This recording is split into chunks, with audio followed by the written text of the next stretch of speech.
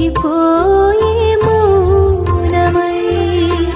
నేను నీకు భారమైన దూరమైన వేళలో నీవే నాకు చేరువై చేరదీసినావయ్యా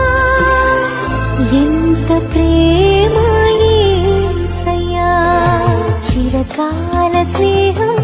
నీ ప్రేమ చరితం చిగురించె నాకు